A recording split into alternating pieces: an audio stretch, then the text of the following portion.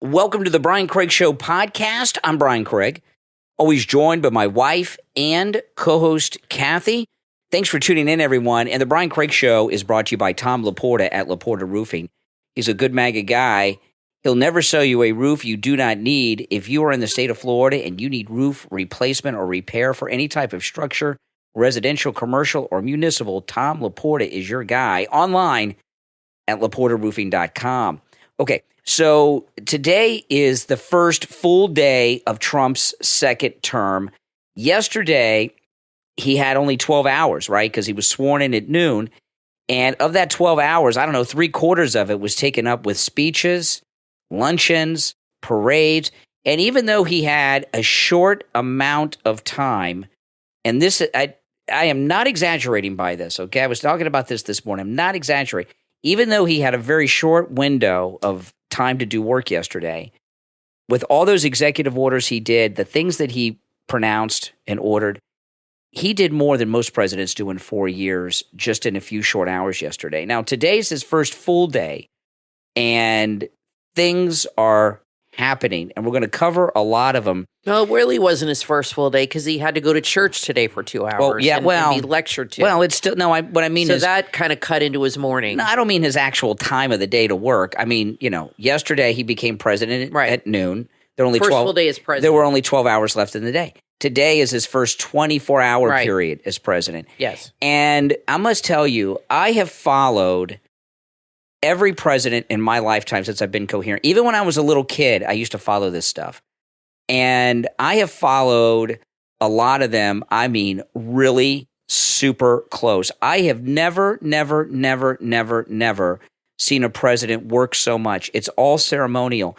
The second day, they're still not doing anything. They're still greeting people. Yes. And President Trump, he is a well-oiled machine, and things are moving faster than they've ever moved before. And the Democrats are done forever. And I'm going to tell you why that is. What President Trump is doing, he didn't just come back with a massive mandate and he's using it. He's getting so much done so fast. It's going to be like this every day for 4 years because he knows how fast 4 years goes. It's hard to believe that it's been 4 years of the suffering under Biden and all that, right? But he knows it's a short window, and he's going to not waste one moment of any day. He's going to get stuff done. And what that's going to do at the end of the 4 years, the American people are going to have such a different expectation of what they expect from our elected leaders, and the Democrats will never do that. You look at the way they're reacting now. This morning, if you missed my program this morning, go back and watch it. I was bombarded by seminar callers. Seminar callers are fake callers that the Democrats send out to call shows to try to get narratives going. I got multiple calls on this absurdity that Elon Musk did, the Sieg Heil. I was talking to this one guy. He called me, and it was the last seconds of the show, so I didn't have time to spend too much time with him because the show's over at 9 a.m. Eastern. And the radio show's over then. That's it. I can't make it go longer, right? Top of the hour news. And I said to him, Elon Musk is the richest man in the world, and he's one of the smartest men alive. He sends rockets that not only go up into space, but they land on their own without pilots back on the launch pad. Why would someone so smart do something so stupid? Right? It doesn't make sense. Even if he was a Nazi, okay, which he's not, of course, but even if he was a Nazi, he's so smart, he would hide it, right? He wouldn't be on the stage doing the Sieg Heil. And the guy really didn't have an answer for that, He says, well, what are you going to do when Elon Musk confesses that that's what he was doing? It's never going to. Then I had these two callers back to back, elderly people. There were others. These are just two examples. And they said that they've heard that under Donald Trump, they're going to lose their Social Security disability, their Medicare, and their food stamps. So the Democrats don't understand what's going on in the country, right? They don't get it. And because they don't get it, they can't evolve. And all this talk that who's that Frankenstein guy who's the senator from Pennsylvania? Fetterman. Yeah, Fetterman. Oh, Fetterman, he's the hope. He's going to be the Democrats' nominee.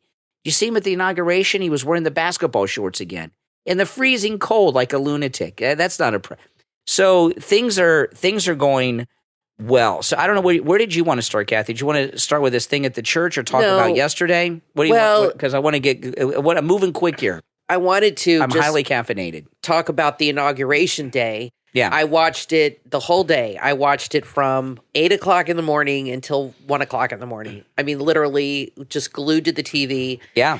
I did not want to miss any of it. And I just have to say, this is going against popular opinion. I didn't love Melania's look. I like Melania. She looked great.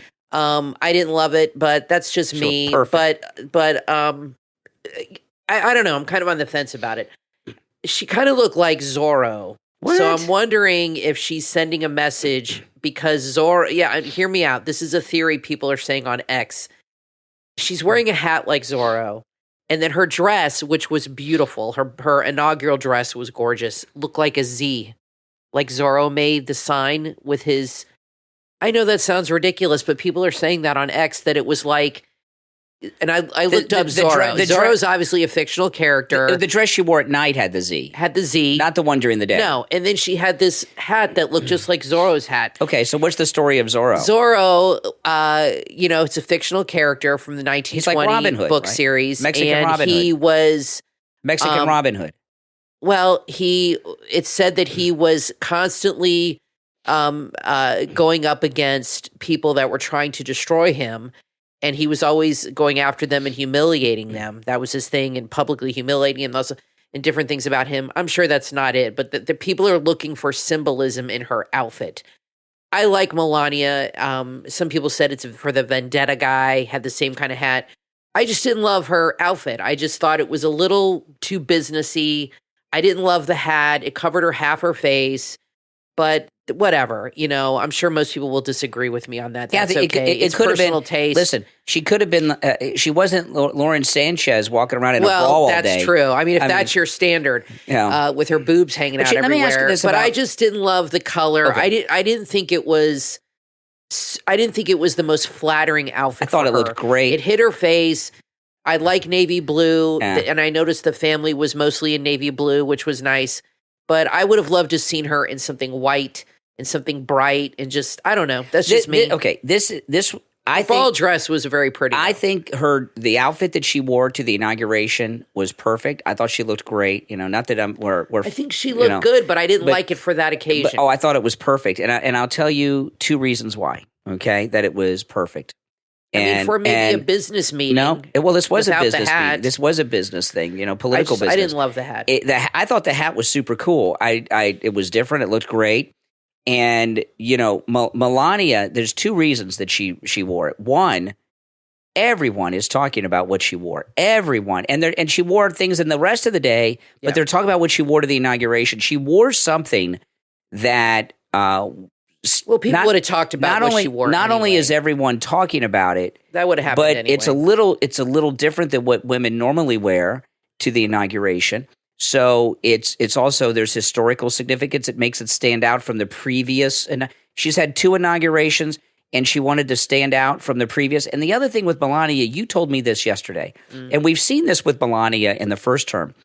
Melania is literally an international supermodel, right? Not just first lady. She's an international supermodel who speaks 5 languages. She's incredibly brilliant. And this is what Melania speaks through fashion. Yeah, she does. Which is, I know that sounds like crazy, but she speaks through fashion. So whatever she wears, there is a meaning behind it. And what she was wearing yesterday, I thought, she looked great. I'm going with perfect. my Zorro theory. The Zorro thing could be that there could be something to. That's just what it reminded me of. To the Zorro thing. Zorro, she's just missing the cape, and the sword. And Trump, who has declared the drug cartels in Mexico terrorists, he's like Zorro coming to he was wielding rescue that Mexico sword at the inaugural ball. And Catherine Zeta-Jones was in the Antonio Banderas Zorro, and she's like a model too, So I don't know, but I know this. Love it, but I know this that we're in day 2, right? Because it's the first full day. This is the most perfect presidency ever. Ever. I've never seen anything work like this hard and so much clockwork.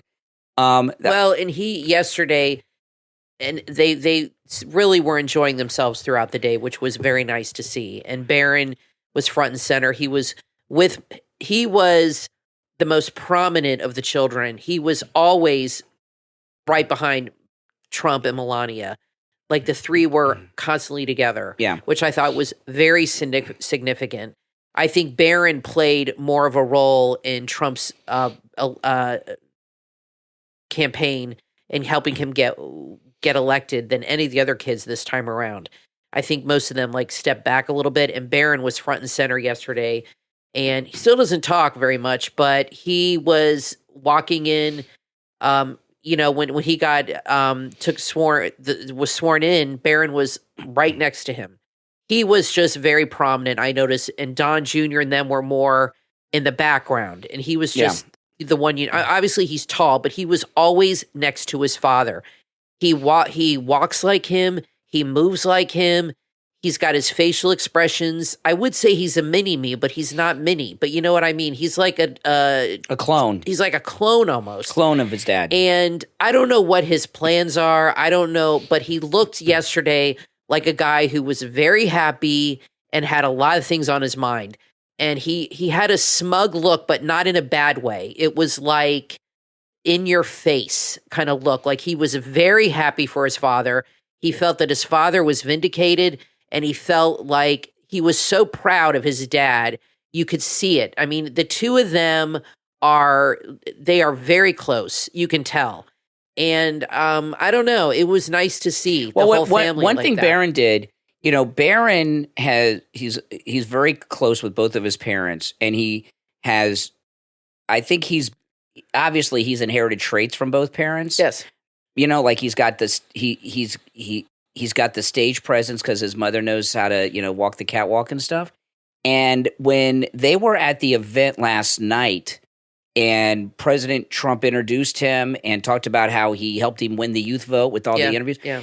And the crowd went nuts, and Barron stood up totally straight-faced, and then all of a sudden he put his hand behind his ear. That was hilarious. He was holding back a laugh. So he's got a little bit of that gravitas. He knows how to work the crowd. That was surprising. I really liked that. That was really cool when he did that. Yes. But, this is the thing. I think we're just seeing the beginning of Barron. Yeah, this is the thing.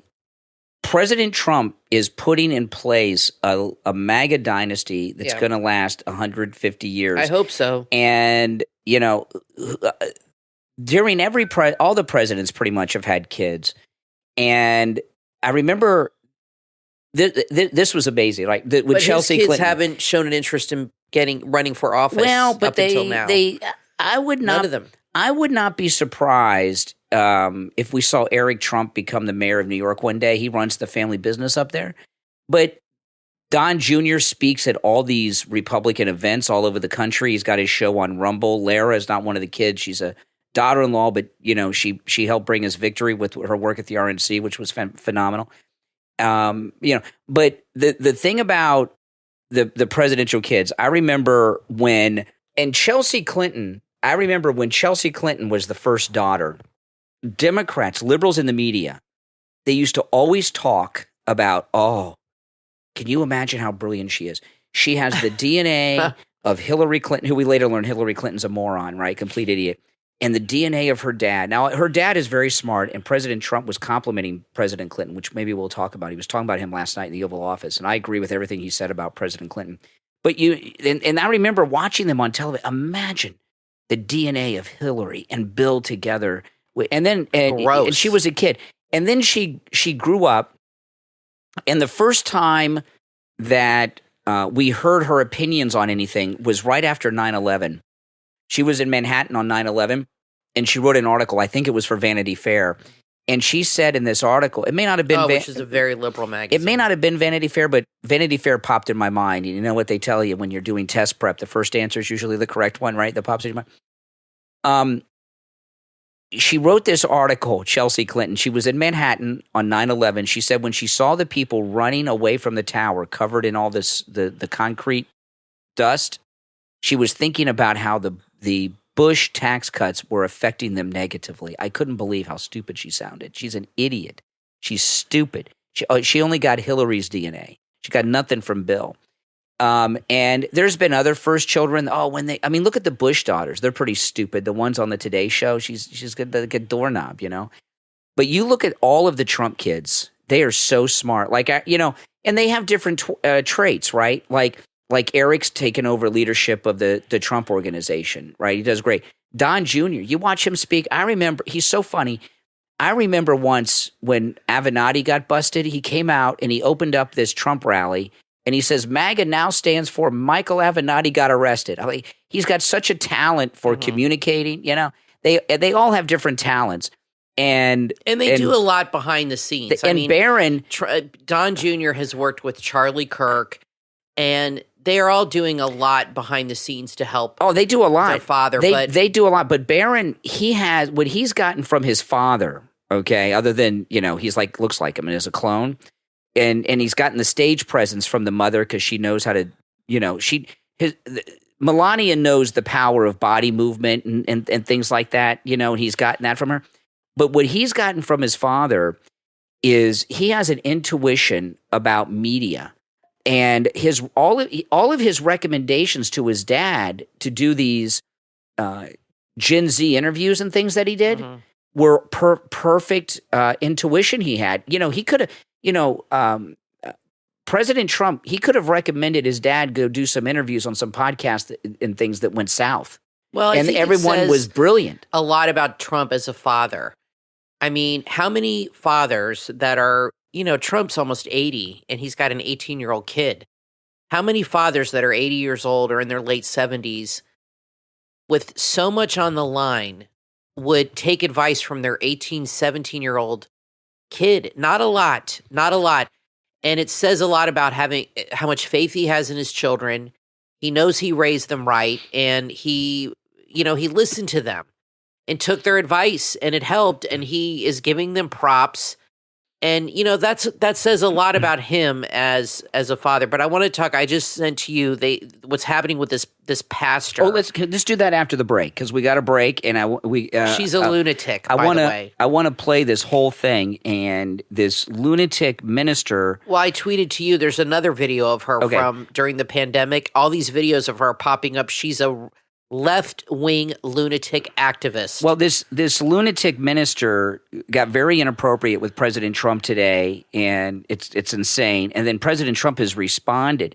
But I first want to talk about Tom Laporta at Laporta Contracting and Roofing. Tom Laporta sent me some new information for a new commercial for him, and he told me about something that blew me away. Okay, listen to this. Now Tom Laporta from Laporta Roofing, he's been in the roofing and construction business since 1984, right? And he's done thousands and thousands of roof installations. Just thousands of them.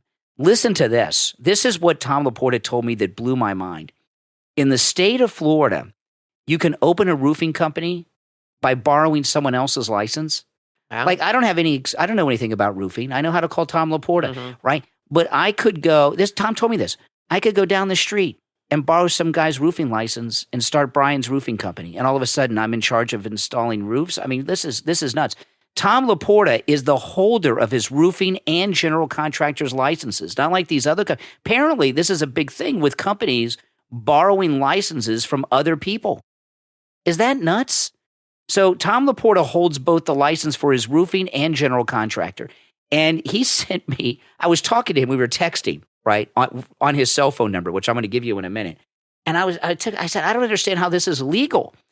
And he sent me a photograph of all the books that he had to study for his roofing and general contractor's license. Kathy, it looked like a law library of books. And these books, each one of the books was as thick as the New York City phone book in the 70s, okay, when everybody had landlines.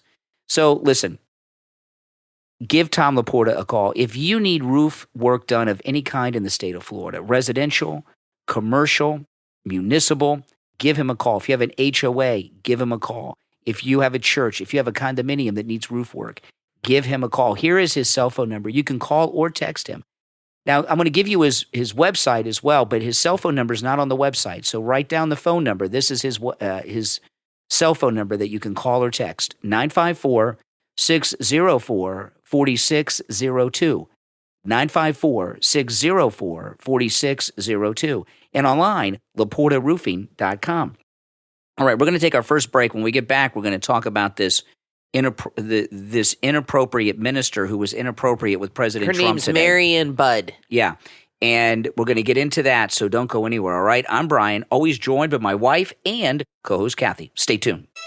Have you been chasing financial freedom your whole life, but still find yourself living paycheck to paycheck? You're not alone. But ask yourself this: what if wealth wasn't just about money, but about faith, purpose, and lasting success? Author Mario R. Andre unveils the path to true financial independence in his book, Faith and Money Relations, available on Amazon. Faith and Money Relations is a blueprint for building wealth through faith and smart strategies. With this book, you'll learn how to convert your income into portfolio and passive earnings. Discover how to manage debt, grow multiple income streams, and create a life where money serves you, not the other way around. Author Mario R. Andre's approach is grounded in faith and designed to help you break free from corporate constraints and build wealth that stands the test of time. Are you ready to unlock your potential? Then order your copy of this must-read and life-changing book, Faith and Money Relations, from author Mario R. Andre. Available right now on Amazon and Kindle, paperback, and hardcover.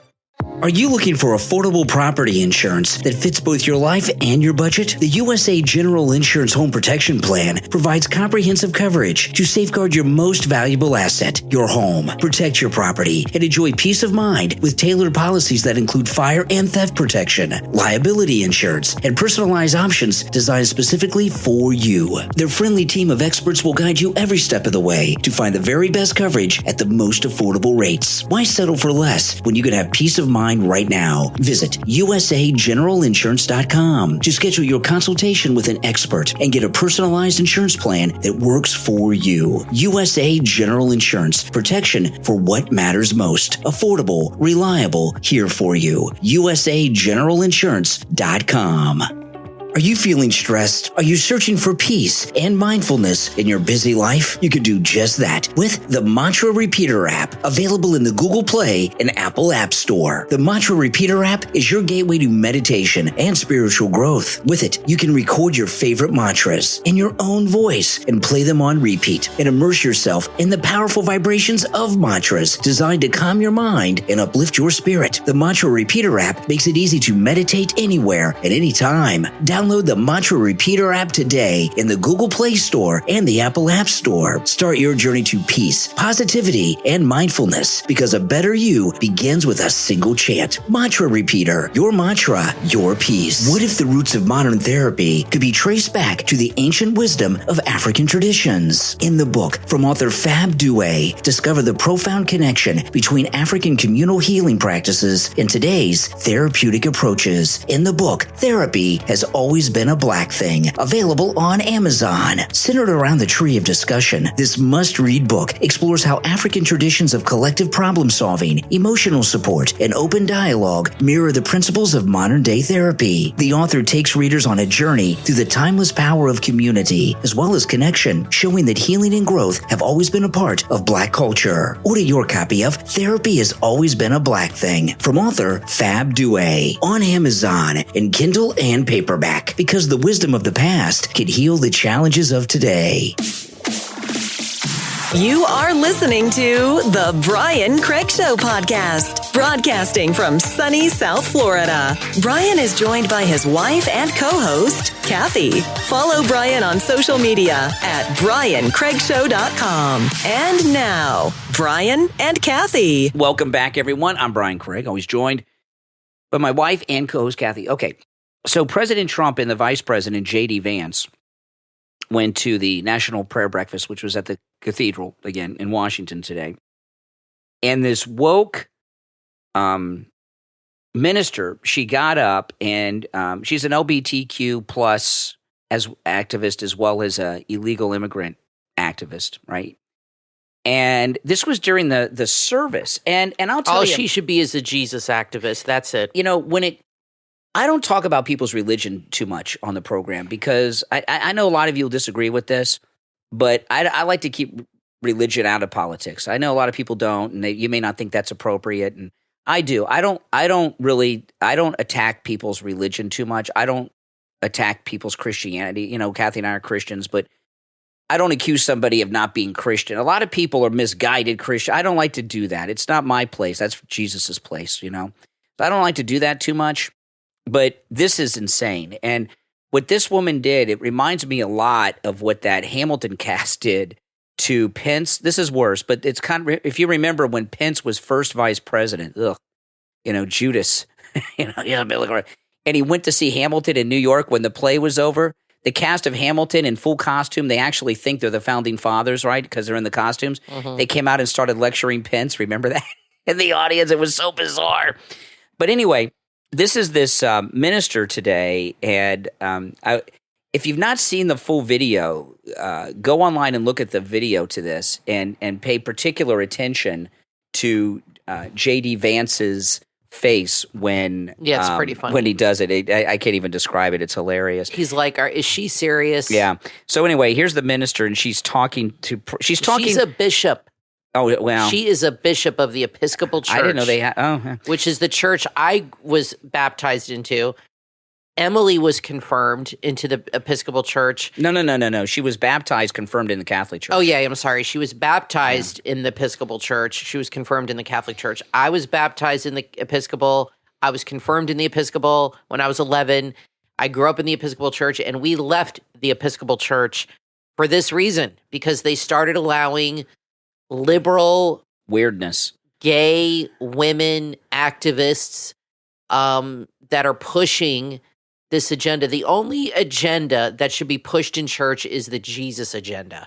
And that's it. And the Episcopal Church, for those that don't know, it's basically the Church of England, Henry VIII's church. It's no, we know how they are. So it's exactly the same thing, okay? And the Anglican Church. Yeah, it's the Anglican Church, yeah. So And it's a weird thing about, but it's similar to the Catholic service. It's pretty identical. Yeah. It's very weird about this, because I remember when we used to go to the Episcopal Church, even though it's Protestant, they do the Nicene Creed. Yeah, it's very similar. And when they do the Nicene Creed, they acknowledge that there is one Pope, and I don't know why they're acknowledging the Pope when they broke away from that. But anyway, let's get back to this. This is the woke lady preacher Bishop talking directly to President Trump.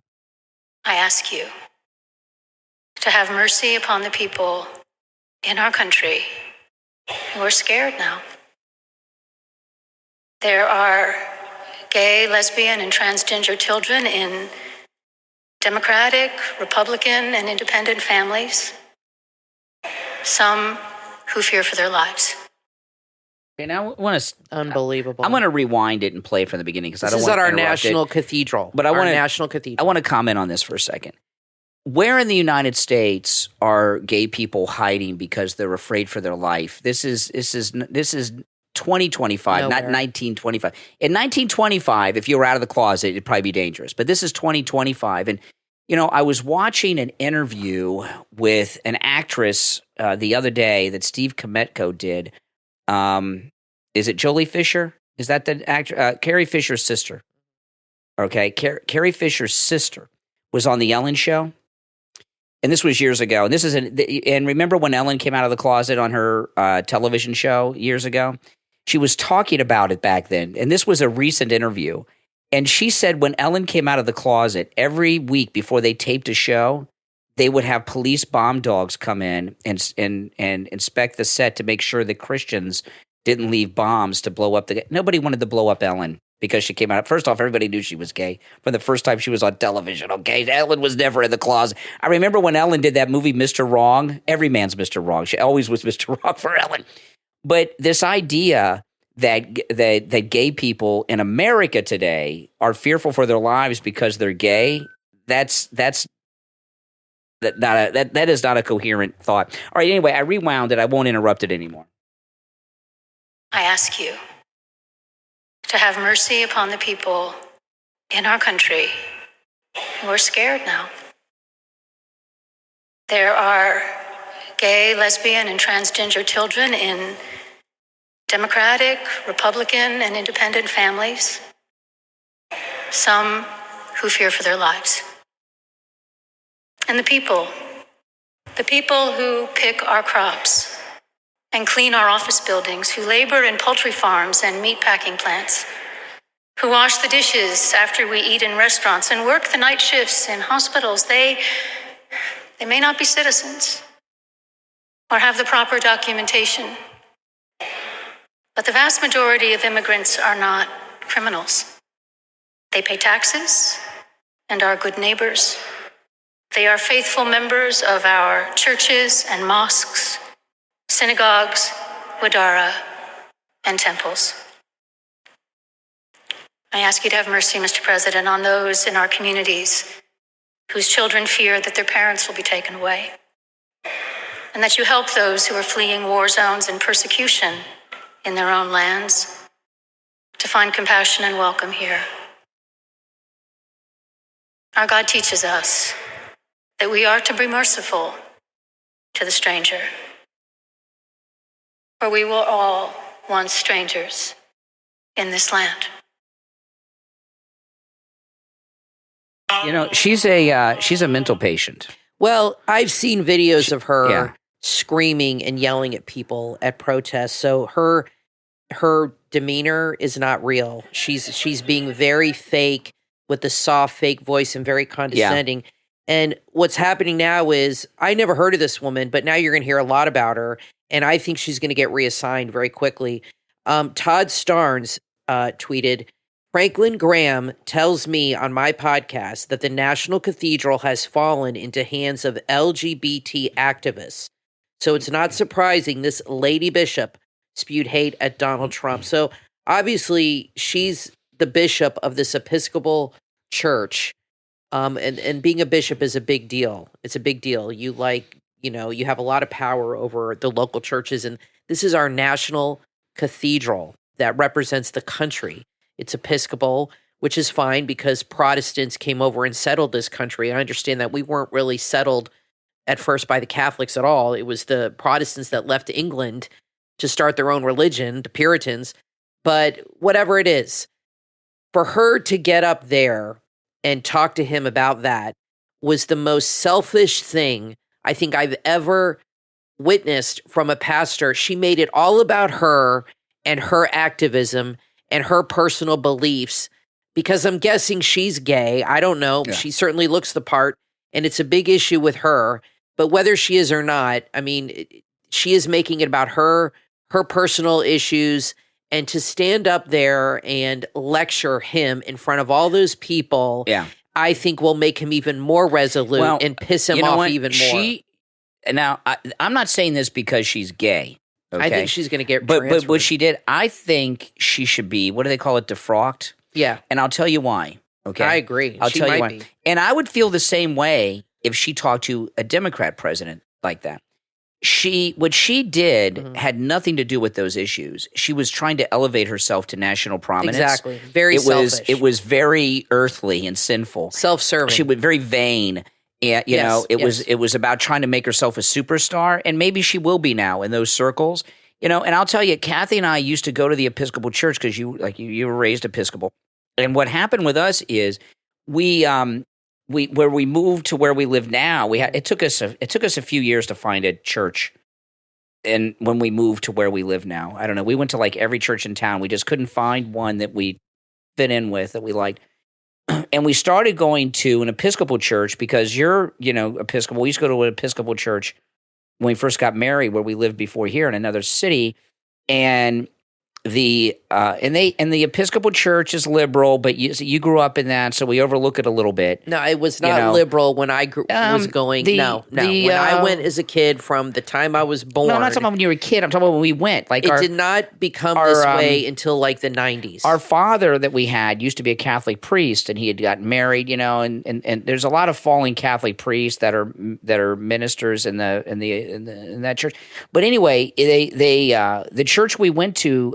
We had I don't know if you remember, Kathy, we had either a lesbian bishop or a priest at that one. They were visiting, I remember, and we're like, I've never seen that before. And then when we moved here and we went to the Episcopal church that's here, the youth pastor, I'd read in the newspaper, they didn't announce this at church, he was the youth pastor. He got arrested in a men's room in North Carolina trying to solicit an undercover police officer for oral sex. So we got out of there. That was the youth pastor. So we got out of there. Yeah. And what's happened is the church has that particular church has been overrun by, the type of people, and that's what happened. So President Trump, after he left the prayer breakfast, he's at the White House, and it's nice to see him walking outside the White House.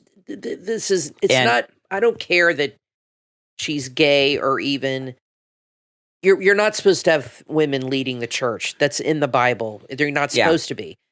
But it's not supposed to be political. But there like are that either. women that were involved in the beginnings of the church and that did go around with Jesus. And in the Old Testament, you have Esther and Judith, and there's lots of stories of women doing a lot for the Jewish people. So women had a very prominent role in the Bible. But what I'm saying, the Catholic Church has gay priests, okay? They have their own issues. They're not out of the closet. Okay, but it doesn't matter. But they don't stand on the pulpit and talk about this stuff. And they preach talk it, about Jesus and the Bible. That's right. And she made it about her personal issues.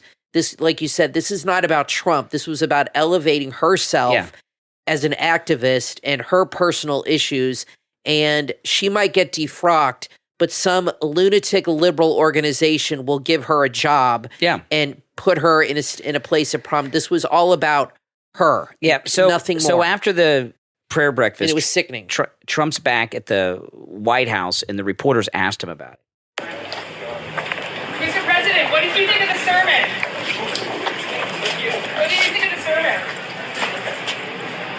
What did you think of the sermon? What did you think? You like it? You find it exciting? Not too exciting, was it? I do think it was a good service. Thank you very much. Thank you. This is really interesting because he's very different. President Trump is not reacting to the press like they're used to. No. Hearing and when he did this unscheduled press conference in the Oval Office last night when he was signing executive orders, and he was answering questions very much like this. He was answering the questions with questions. He was turning it back on the reporters, and they really don't know how to handle Trump like this because he handled them so well last night. It's not what they are used to. It's not what they expect, and people in the press are really stupid anyway, and they don't have really critical thinking abilities. They're just on their talking point rote thing. But what Trump is doing with this instance as an example, if this was the first term, he would have tore into that bishop, okay? This one, he would have had a nickname for her already. Yeah, so what he's doing is very deliberate. He's not giving material to the press. Remember they said liberals don't like mean tweets. He's not giving them mean tweets. That's right. Yeah, you understand what I mean? Because it is all a distraction. And he is not playing. And I remember when he was in president the first time, I'd said to you many times, I'm like, I love Trump, but I wish he would stop playing this game with the media because it's just a waste of time. He's not going to win them over or get the media have no soul. You have to understand this. They are out to destroy anybody in their way of their headlines and clicks, and they have their own agenda that has nothing to do with you, and it's not personal. It's just how the media is. And I would get frustrated because he would go back and forth, and people loved it, and it was fun, and this and that. But it was also a big distraction. He has too much to do, too much to accomplish in 4 years, and it's a waste of time. And I'm glad he is not wasting his time standing out with a Jim Acosta for an hour, screaming at each other like kids on a schoolyard. I think he is wiser. I'm not saying he wasn't wise, but he's even said this, that he's learned a lot in the last 8 years. And he knows a lot more than he did Kathy, now than he did the first time. And he's just knows better than what he knows how to handle them better. Now, before I want to talk about this because this is very important stuff, but I first want to thank our Patreon supporters for their support of the program. And remember, if you're a Patreon supporter, you have access to commercial-free editions of all of our podcast episodes. And there's a lot of exclusive content. Like as an example today, you may have heard me this morning, Conservative Doug, he's a musician. He wrote produced and performed a song, and he gave it to me on CD, and it's a song about me. I was surprised. I've never had, it was not very nice of him, but I can't play it on the radio, and I can't play it on YouTube or anything because of the music. But I did post it up on the Patreon page. So so there's a lot of exclusive content that we put up there that only Patreon supporters get to see. Our top Patreon supporters get a live on-air thank you shout out on each and every episode. So the names you will hear now are our top Patreon supporters. I want to thank Andrew and Connie, Christine, ETW, Chuck, D, Pamela, Dale, Rick, Nick, Wesley, Macho, Mike P, Carlos, Paulette, John, Heather, David, Maria in Texas, Richard, Alice, K-Mac, LeeZep, Shawna, Constance, George, Brandon, Rob and Trish Wilkerson, Christy R, and John S. These are our top Patreon supporters. Now, if you'd like to become a Patreon supporter, there is a link in the description of this and every episode. Go to that link, and it'll walk you right through it. And, of course, not only do you get all these perks and benefits, you're also supporting all of my content that I bring to you when you become a Patreon supporter. In fact, the Patreon supporters are what allowed me to build this new studio that I'm broadcasting on the radio from in the mornings now. Okay, so thank you for that, guys. So here we are. It's the first full day. President Trump is first full day in office, and we have not had a White House press briefing. And Carolyn Levitt, who was the campaign spokesperson for the campaign, is the White House press spokesperson. She hasn't had a briefing yet. And I don't think you're going to see as many as before. Now, if you remember, by this time in the first term, we'd had at least two, right? The first night, Spicer had that one that backfired with the crowd thing. Yeah. And then he had one the next day. And we haven't gotten one yet. And if you notice, everything that President Trump is doing is to lessen the importance of the press. Even yesterday, when he was in the Oval Office and he was he let them ask anything and he answered all their questions. One of them he made move. He said, "I don't want to. Can you move over here? I don't want you on the side. I don't want you to have the side angle. Move over right there." He was like, he was asserting himself. The way he's answering questions. No press briefings yet. And there's not one on the schedule as of this moment. That could change, but as of this moment, there's not even a press briefing on the schedule. You told me he's moving. I haven't seen Carolyn Levitt, but that he's moving the press room off White House. That's grounds. not been confirmed, but I did. Yes, they said that they're going to move the press briefings to another location, not the standard press briefing room. And everything is about lessening their role, which it should be because. The press briefing started because Kennedy, the TV was new back then, and Kennedy started doing these televised things because, when Kennedy was president, TV was like TikTok. It was the TikTok of the day, right? It was the new thing, and it was popular, and he knew, and he looked good on it, and he knew how, so he wanted to do it. Now it's become just a waste of time, and Trump realizes that, and Carolyn Levitt, I haven't even seen her.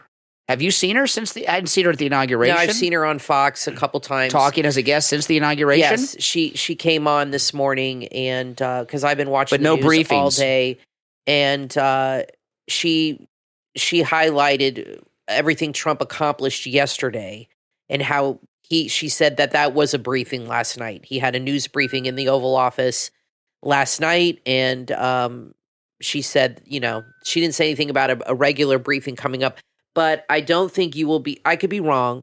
I don't think you will be seeing daily briefings. And I think you're right. Trump, they're pointless. He went in the first time with a very different view of the media because of where he came from and how he had this relationship with the press that helped him in his business. And he assumed they would continue to help him, and they did not, because the press in Washington, it's a totally different animal than entertainment press or business press. And they didn't, and they're all liberal anyway. And now he probably is, perspective is a wonderful thing. And he's looking back. He's had a lot of time to think about this. Okay. He's had 4 years to think about this and all the crap he's been through. And he's probably thinking, so many people have been elevated in this media because of me. Jim Acosta, Jen Psaki, they all have their own shows now. They've written books. all of them negative towards him. And I think you're right. I think that he wants to shut out the mainstream media, even Fox News, possibly. And he does not want them sniffing around. He doesn't want them hovering. He doesn't want leaks getting out. He just fired like the entire White House staff, a lot of them. He fired anybody. He did a mass firing today of like 1,000 employees. He fired that chef that got the Medal of Freedom from Biden that had the photograph with the guy at the golf course that tried to kill Trump. He got fired today. They said that he fired anybody who is not MAGA. He fired anybody. So people that are working in the White House that are like long time, that always stick around, he got rid of them too and brought in new people. He is not taking any chances. He is creating a MAGA bubble around himself and around the White House, because the first time was a nightmare with the leaks and the fake stories and the lies. He is not putting up with that crap anymore. He's just not. And I think he will have some reporters like Peter Doocy that he will connect with and that he will like, and he will give them more access. But he is going to be much more cognizant of the media and how and their access. I don't think he cares how they portray him anymore. I mean, they've done everything to this guy. What he is trying now to do is protect his agenda and not have his distractions. And he is definitely, I think that's a smart move. Well, I like that the press are being phased out, because there's nothing good comes from it. And, it's now yesterday, and I know I had to admit some of you there because it was standing room only at Wings Plus in Coral Springs with Steve Kane and myself yesterday. And let me tell you, it was a very moving experience, because we had our get together for the inauguration, but it was raining and it was cold in Florida. How many yesterday. people? Yeah, it was. I don't have the count, but it was standing room only, and it's a big restaurant. It was standing room only. In fact, you couldn't get a seat until somebody gave one up. I couldn't even have a seat. I didn't have a seat for quite a while when I got there. It was standing room only, literally, not an exaggeration. And I met about 10 listeners who all have had incredible experiences being rid of pain from Dr. Philip Appleton's laser wave pain treatment. And they'd show me the part of the body. Oh, my hip, my back, my arm. They were all showing me the parts of their bodies. And one guy said, if it wasn't for Dr. Appleton, I wouldn't be able to be here today. He was standing up and he was talking to me. He said, I would not be able to walk if it were not for Dr. Appleton. He was the guy with the hip pain. The laser wave pain treatment works. Go see Dr. Appleton. His number is 954-973-0710. 954-973-0710. And online, AppletonCairo.com. Appointments are not necessary and walk-ins are welcome even on Saturdays. Okay? And it really is, it makes me feel good meeting so many people that, like me, are no longer living in pain because of Dr. Appleton and his laser wave pain treatment. Online, AppletonCairo.com. Give him a call and say bye-bye to your pain. I'm Brian, always joined by my wife and co-host Kathy. We'll take a quick break and be right back. Are you tired of counting calories? Exhausted by all the fad diets and fitness plans that just don't work? In the new book, The Lean Body Solution, Never Count Calories Again, authors Michael Herman and Dylan Jones reveal why conventional diets and fitness advice is broken at its very core, and how you can finally break free from the endless cycle of failed diets. The Lean Body Solution is your all-in-one guide that will help you create a personalized plan that works for you. No more chasing quick fixes or someone else's program. Whether your goal is dropping sizes, building lean muscle, or just feeling your best, you'll discover the truth about balance, macronutrients, and even the hidden impact of alcohol on your program. Plus, enjoy easy, delicious recipes designed to fuel your body and satisfy your taste buds at the same time. Whether you're a busy parent, an athlete, or working long hours at your desk, the Lean Body Solution will give you the tools you need for life-changing results without calorie counting or crash dieting. Are you ready to transform your body and your mindset? Then visit Amazon.com and search for The Lean Body Solution, Never Count Calories Again, from authors Michael Herman and Dylan Jones, and start looking and feeling like you've always dreamed. The Lean Body Solution, Never Count Calories Again, on Amazon in Kindle and paperback.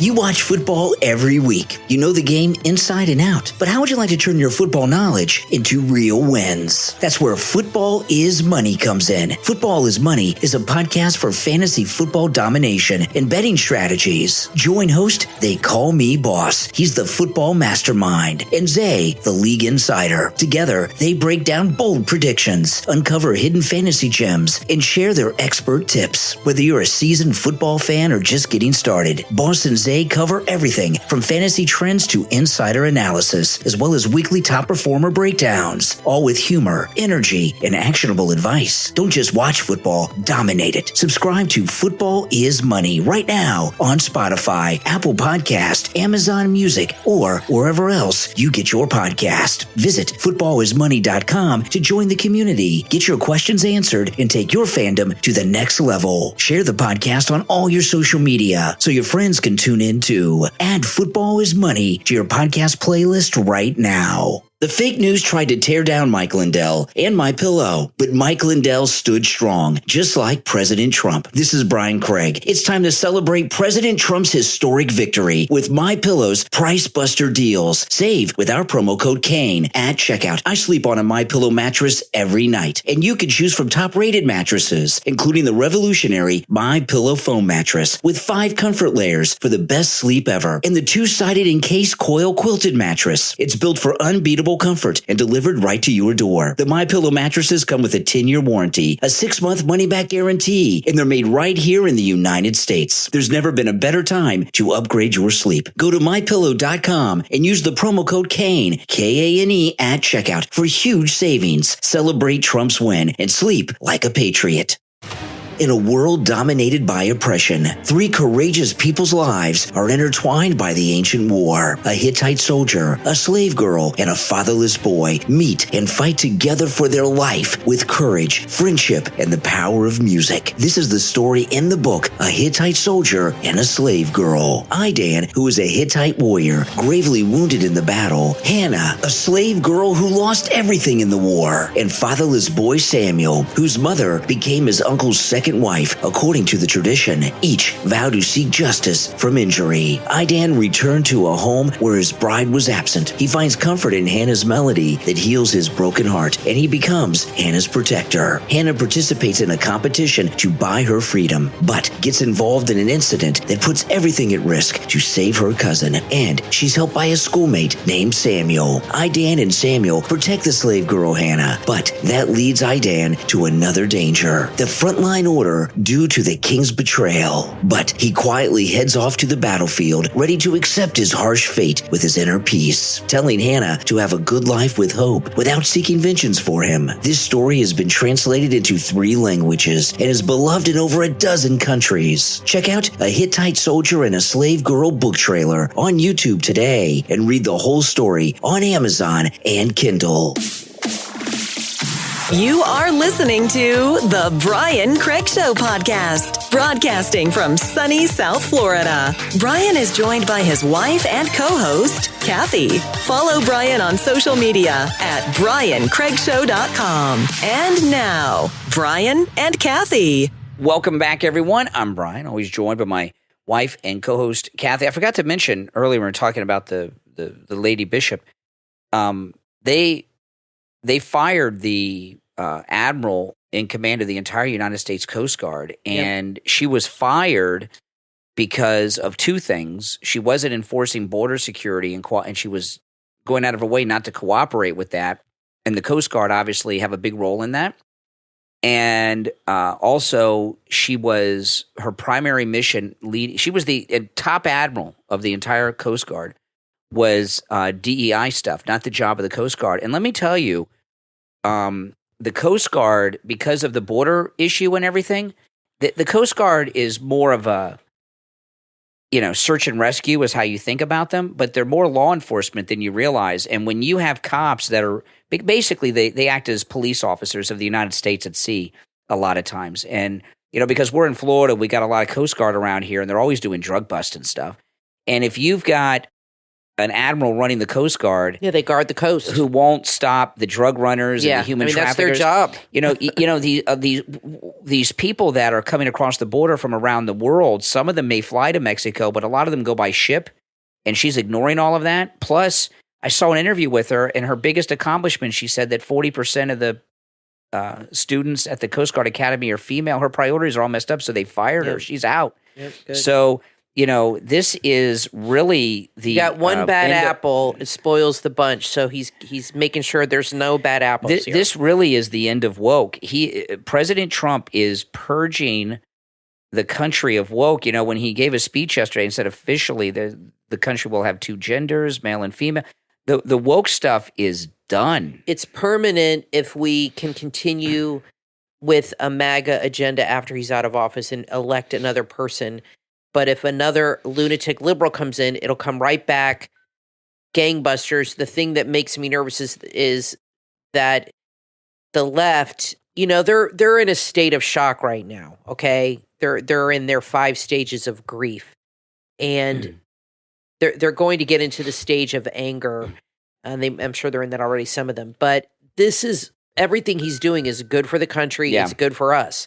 But that's not how they see it. And it's only going to energize them and give them more to use in the next election. The question is, will the people reject it or will the people embrace it? And I think the people will reject it. I think these young people are not on board with this woke nonsense. They're sick of it. They're tired of being told what to think, what to do, and tired of the media lying to them. And the media is not playing as prominent of a role with these young people. I promise you, they don't watch any of the news. No. Okay, you and I grew up in the 80s and the 90s, and we would watch CNN sometimes, but these young 20-year-olds, I don't think they watch the news at all. They go, everything is online. What you're finding with the woke, because you see the people that are getting purged, woke, it seems to be a thing of old white ladies. Exactly. Well, old white ladies are into the woke. It's not, you're right, it's not trendy anymore. No. And this new generation is very MAGA. And there was a guy on Fox last night who said what Trump said. He said he will unify through success. And he said that is how he will win people over. If they're making more money, they're more successful. And Trump is handling things so differently than he did before. And it's amazing to see the turnaround. And even with Melania, I noticed she was so different last night and this morning at church. And I don't think Melania necessarily has changed. Maybe she has. She's been through a lot too. I mean, her husband was almost killed twice. They raided her house.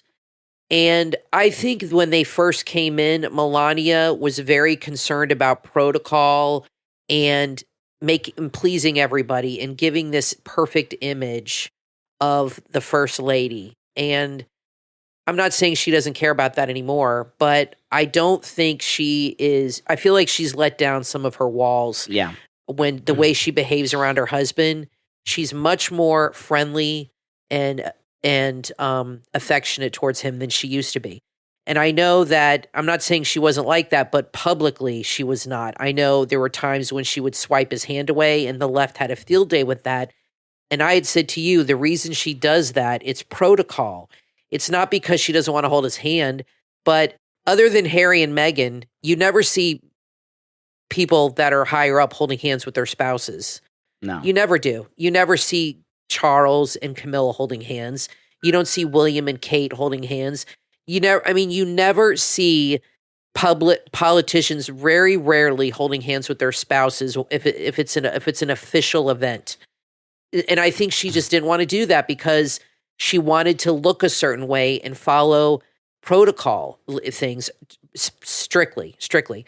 And I don't think she feels the need to do that anymore. I mean, she's still elegant and she's still a classy lady, but I feel like she's let down a lot of her guard and she's showing more of her real self to the world that she didn't do before. Well, and, you know what I mean? Well, she's laughing where she was dancing last night and having more fun. She's not a native. She's an American now, but she's not a native-born American. She's European. Eastern European. And I think she doesn't, at the first time around, I don't think she really knew how it worked because she didn't grow up with First Lady. She grew up somewhere else. So I think she didn't really also know how it works. Oh, I wanted to mention this thing because I tell you, they're grabbing onto anything they can.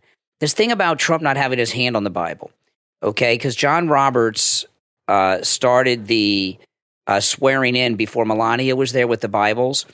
Yeah. And she didn't get up. He didn't wait for her. Yeah. And I think she wasn't sure if she was supposed to get up yet or something. Well, he should have waited for her. He didn't.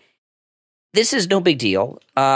First off, John Roberts has a history of screwing up inaugurations. In fact, when he swore Obama in his first term, he messed it up. They had to John Roberts had to go to the White House the day after Obama's inauguration and swear him in again because he screwed it up and they were afraid that it wasn't legal, that he wasn't legally the president. And he had to go there the next day and do it again to make sure they got it right. So John Roberts is a screw up, I mean, that's just it. I mean, he gave us Obamacare. He messed up 2 presidential inaugurations. He's just a fool. So, and these people reading into it. And, the other thing, too, about Elon Musk with the Sieg Heil, that is not a Sieg Heil. It was, I'm not sure what the exact expression is, but it's like from my heart, and he's throwing his, put his hand over his heart and threw his heart out. It's like from my heart, I'm giving you my heart, something like this. And, the thing is, everybody knows that, okay? They know it was not the Sieg Heil, but the left, these trolls, they're going to grab onto any and everything. They're never going to stop. That's why Trump's not playing with them. And I want to throw this out to you guys. You can let us know in the comments. Is Vivek Ramaswamy out? It looks like he's out to me. Yes, he's officially out at Doge. He's running for governor of Ohio. And what I mean by out is he out of the loop with Trump? Has Trump dropped him? I think so. And Vivek Ramaswamy, I knew that would not work out because he's too much of an egomaniac, and you can't have somebody that's got a big ego like that in that circle in some support position in the background. They're not used to that. They can't do that. And he was responsible for that brief MAGA Civil War thing that started with Loomer and Bannon and others over the H-1B visa. I'm sure Trump was not happy about that. And Vivek is the root cause of all that garbage. So, you can't have somebody like that causing trouble. The main thing Trump wants is to have a unified Republican Party. He has worked very hard to get rid of these rhinos.